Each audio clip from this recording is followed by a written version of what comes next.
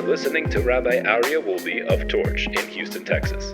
This is the Jewish Inspiration Podcast. Welcome back, my dear friends, to day number 134 at the end of the Gate of Flattery on page 753. Someone who wants to protect himself and escape from the sin of flattery. Run away from honor. But someone who's not cautious about honor, about the trappings of honor, someone who is not concerned with honor will never need to flatter another person. Don't take benefit from other people. One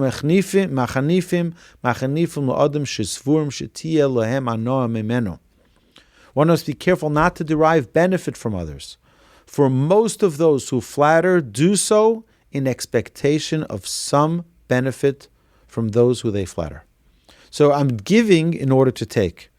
There's a book. I remember when I moved to Houston in my position as director here at Torch. So someone recommended a book. I'm not going to say the name of the book, but the book was all about how to flatter people to get what you want. And I never read the book. I just read the introduction, and it was all about how do it's like if you go to the right places and you hang around the right people and you always ask them, oh, how's your wife and how's your children, even though you don't care and you did this, it's not genuine, it's all fake. But then they'll invite you to their parties and then they'll do business with you and then they'll give you this and it's all, the whole principle of the book was about really being disingenuous to get what you want. And I felt that it was just so... I never read the book. I have it still, but it's not a book that I read. I don't want to read it because I feel that it's not genuine. It's not honest. That's not the way you build relationships that are loving, that are real, that are genuine. So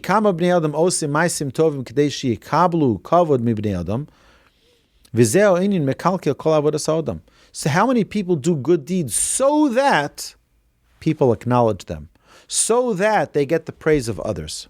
All of the person's service of Hashem becomes destroyed because he's seeking that honor. How many people have a beautiful voice and they can lead the services, and they're thinking while they're leading the services, Kama koli orefu. Look what a beautiful voice I have. And people are loving that I'm leading the services. I'm such a great cantor. I'm such a great person to lead the service. And this is the way the Yetzer Hara works. He does this for all mitzvahs. To put a person into the trap of the Yetzer Hara and to cause him to now do it for the attention, for the people to acknowledge. L'shem Shamayim, so that his actions not be for the sake of heaven, but rather for the sake of his own personal glory. So too with pleasure. Afilu im yireu she'over al kol ha'averos she'ba'olam lo yera shelo chicho. So if you're a guest in someone's home, you can't now stand up and say, just by the way, what you're doing is wrong, because they'll kick you out of the house. If you're enjoying from somebody, you're taking pleasure from you, you're enjoying a meal at their home, you got to be very careful. Ki yorish shelo yahaneu od. You're afraid he's going to kick you out of the house. V'inyan takolas ktsas chachmei hador hazeh.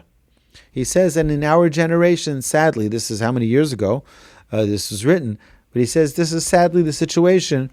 Ki hem rotfim lehenos min ha'am. Al-kain yachanifu lahem, because they want to benefit from so-and-so, from that person, from this person, so they kiss up to them.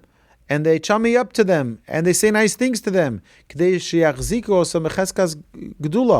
that they continue to curry favor with them. Not only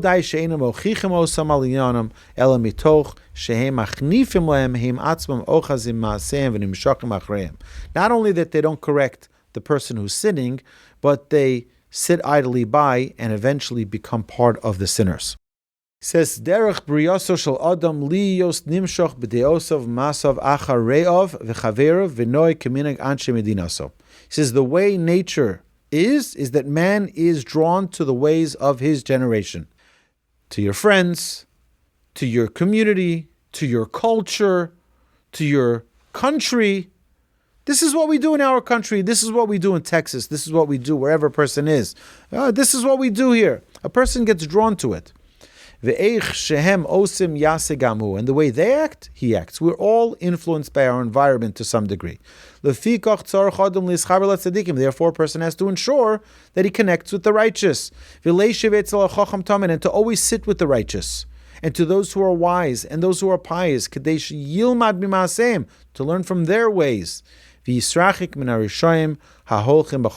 to distance oneself from the sinners and the evildoers who are walking in darkness, in order not to learn from their ways.